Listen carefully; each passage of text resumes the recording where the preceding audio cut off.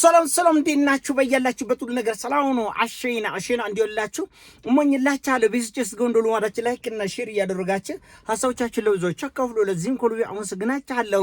ዛሬ ሚዛናችን ዘላችሁ የመጣን እንግዲህ ሰሞኑን አዶናይ ለአርቲስት ሱራፌል ከፖፑላር ኤሌክትሮኒክስ ጋር የተቀበለውን ቻሌንጅ በመቀበል እንግዲህ 1 ሚሊዮን ተከታይ እንዲኖረው አድርጓል። የፖፑላር ኤሌክትሮኒክስ የቲክቶክ ቻናል እና በዚህ መኪና አግኝቷል ማለት ነው አርቲስት ሱራፌል። ከዚህ በፊት ደግሞ ጋሽ ሰሎሞን በዚህ መልኩ መኪና እንዲያገኙ ተደርጓል።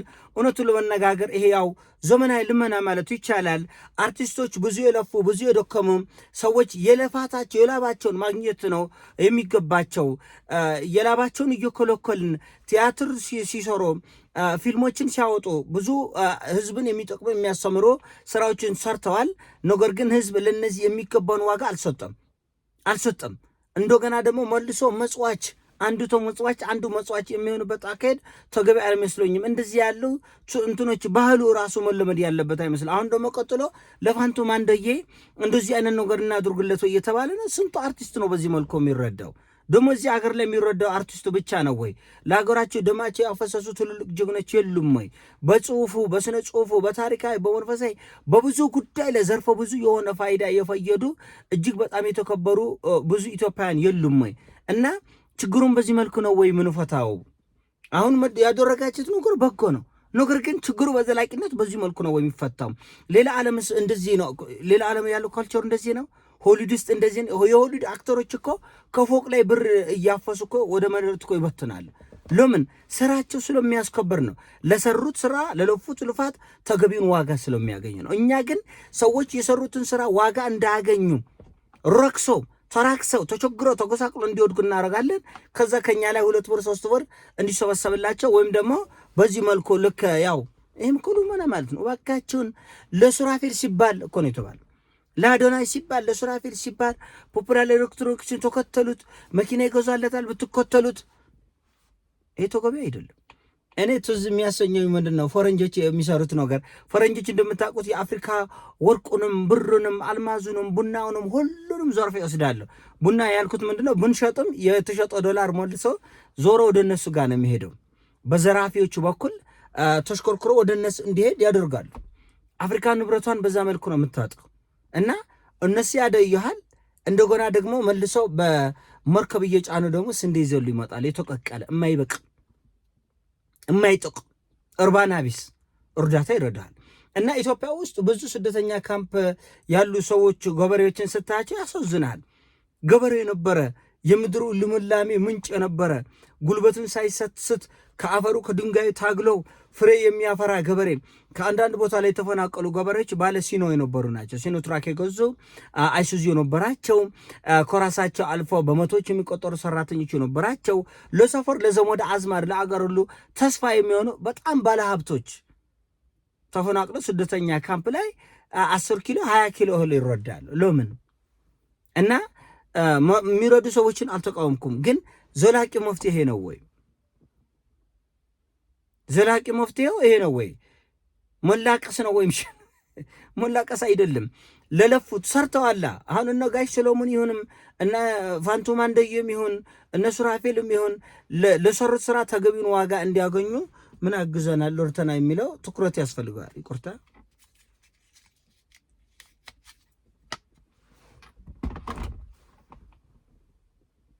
ለደከሙት ድካም ለለፉት ላብ ለፈሰሰው ላብ የሚገባን ዋጋ ሰው እንዲያገኝ ነው በዘላቂነት።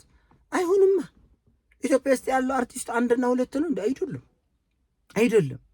በሺዎች የሚቆጠሩ በአርቱ ዓለም የሚኖሩ ለኢትዮጵያ ትልቅ ውለታ ያዋሉ ሰዎች አሉ። ስለዚህ የነዛን ሁሉ የምንወጣው በዚህ መልኩ ነው ወይ? ጥያቄ አይደለም። በዚህ መልኩ አይደለም።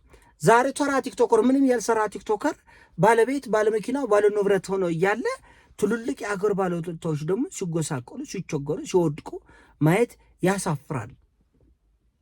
በዚህ መልኩም አይደለም ነው ችግሮች የሚፈቱት። ይሄ መልካም ነው። ነገር ግን ዘላቂ ጉዳይ ላይ መስራት አለብን። ልክ የቅድሙ ምሳሌ ማለት ቅድም ፈረንጆቹ ለምሳሌ ስንዴ እየሰጡን ነው። የአፍሪካን ወርቅ በሙሉ እየዘረፉን፣ አልማዙን እጅግ በጣም ውድ የሆኑ ዩራኒየሞችን አፍሪካ ላይ በጣም በሚዘቆጥጥ ሁኔታ እየተዘረፈ ነው። ነገር ግን የነሱን ሶልባጅ ብስባሽ ልብስ የጣሉትን ልብስ እኛ እንለብሳለን። የነሱን የማይበቀል እህል የማይጠቅም የማይረባ ስንዴ እንበላለን። አንብላ አላልኩም። ሰልባጅንም እንልበስ፣ ስንዴውንም እንብላ። ቋሚ የሆነ ጉዳይ ላይ ትኩረት እናድርግ። ቋሚ የሆነ ጉዳይ ላይ ትኩረት እናድርግ ማለት ምን ማለት ነው? አገሪቷን፣ ውሃዋን፣ መሬቷን፣ እርሻዋን፣ የወጣቱን ጉልበት እንጠቅም። ብልጥ ልጅ የሰጡትን እየበላ ያለቅሳል። ብልጥ ልጅ እንሆን ነው። ዘለቄታው መፍትሄ ላይ እንረባረብ ነው።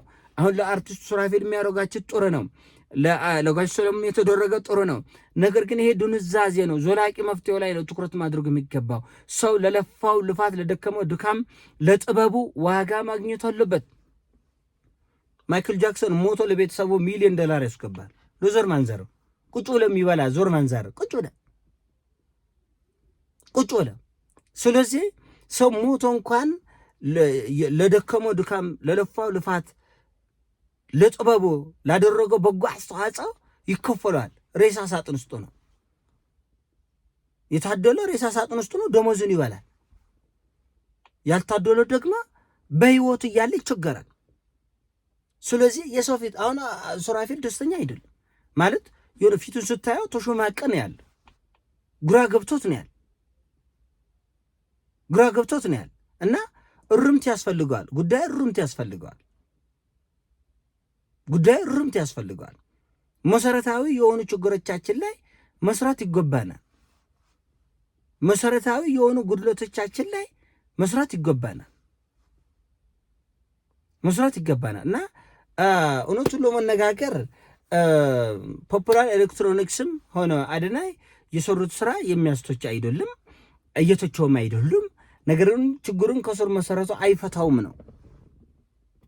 ነገር ግን ችግሩን ከስር መሰረቱ አይፈታውም። ችግሩን ከስር መሰረቱ የሚፈታው ሰዎች ለለፉት ልፋት፣ ለደከሙት ድካም የሚገባቸውን ዋጋ እንዲያገኙ ማድረግ ስንችል ብቻ ነው። አለቀ። እና ለምሳሌ ሰሞኑን ደራሲ ሀብታሙ ቤት እንደሌለው አይታችኋል። ሰውነቱ በምን ደረጃ እንደተጎሳቆለ አይታችኋል። እና በመሰረታዊነት 7-8 መጽሐፍ የጻፈ ሰው መቸገር ነበረበት ወይ?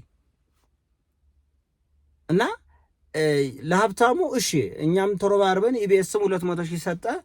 የአዲስ አበባ ከተማ ከንቲባ ወይዘሮ አዳነች አቤቤም ቤት ሰጠችው።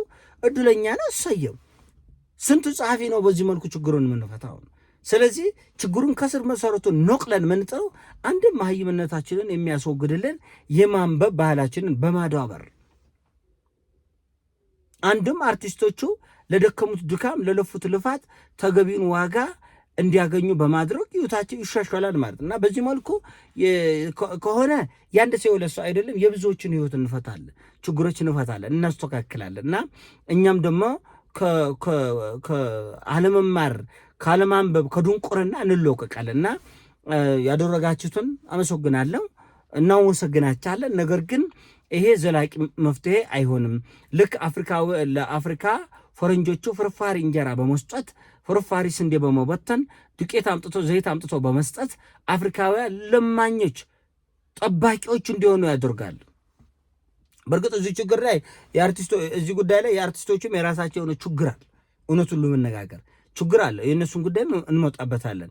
አርቲስቶችም የቤት ስራችን ባለመስራታቸው፣ በመፍዘዛቸው፣ ያላቸውን እውቀት፣ ብቃት፣ ችሎታ ባለመጠቀማቸው ምክንያት ብዙ ዋጋ እንድትከፍሉ ተደርጓል።